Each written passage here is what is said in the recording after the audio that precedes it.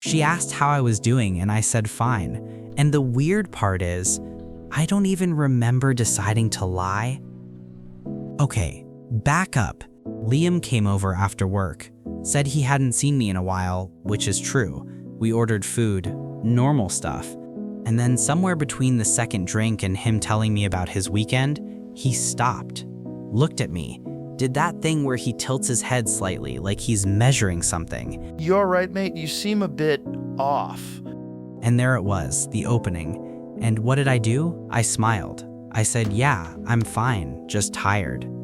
And I watched his face decide whether to believe me.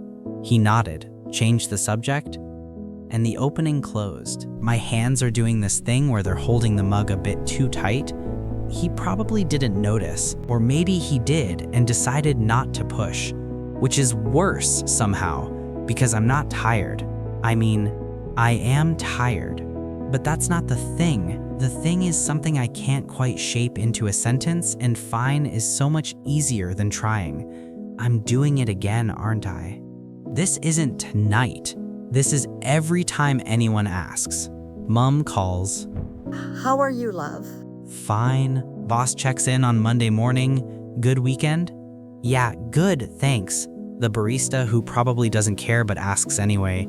Fine, fine, fine. Every single time, like a reflex, like the word is spring-loaded. And it's not that I don't want to tell them, it's that I don't know how to start. Because the truth isn't one thing. It's not I'm sad or I'm stressed. It's more like a weather system. Something big and shapeless that I can't shrink down to fit inside a casual "how are you?" So I say fine. And the moment passes, and I feel not better, just safe. But lately, the safe feeling doesn't last as long. Lately, it's followed by something else, something that tastes like disappearing. Although, hold on, what if fine isn't what I think it is? What if it's not laziness or cowardice or not caring enough to try? So apparently there's a whole field of research on this. A psychologist called James Gross has spent decades studying how people manage their emotions, and he found that there are basically two main strategies.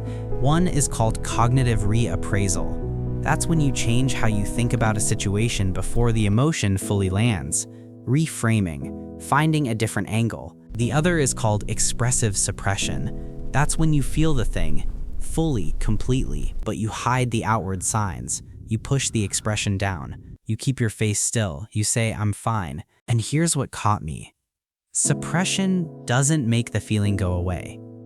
A study from Stanford found that people who suppress actually experience the negative emotion more intensely, not less. The feeling doesn't shrink, it just loses its exit.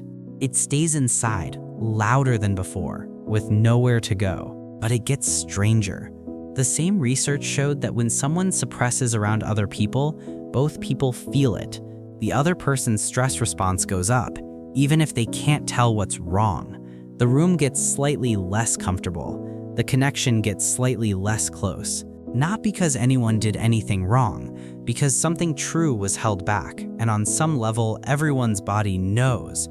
And the cost builds. Habitual suppression is linked to fewer close relationships, less social support, lower life satisfaction, because they care so much about not being a burden that they slowly become invisible. Does it make things harder? Yeah, it does. Every I'm fine that isn't true is a tiny withdrawal from the relationship, a small moment where someone tried to reach you and you stepped back. But the same instinct that says don't show them is also the instinct that says don't hurt them. It's protection. It's a brain that learned somewhere along the way that your feelings were too much and decided to carry them alone rather than risk what might happen if you put them down in front of someone else.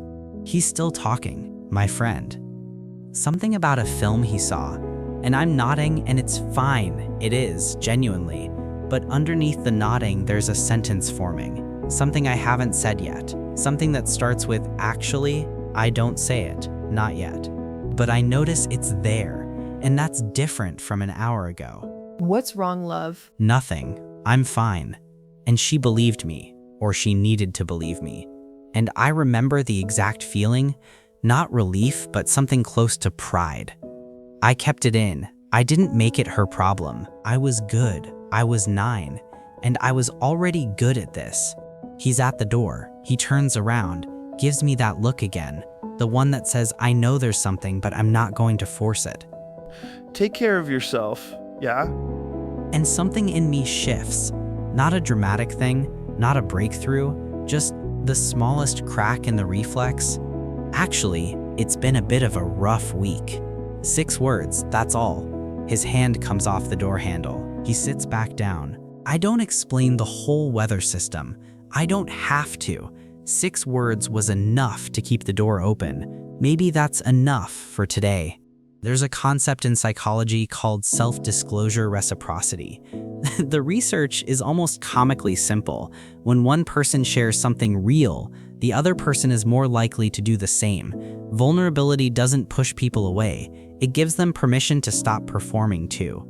I'm fine was never about lying. It was about carrying. And at some point, the carrying gets heavier than the telling ever would have been. I'm not going to stop saying it. Not overnight. The reflex is 20-something years old. It's not going anywhere after one conversation. But maybe next time someone asks, I don't have to explain the whole thing. Maybe I just have to not say fine. He asked if I wanted to grab food next week. I said, yeah, I meant it.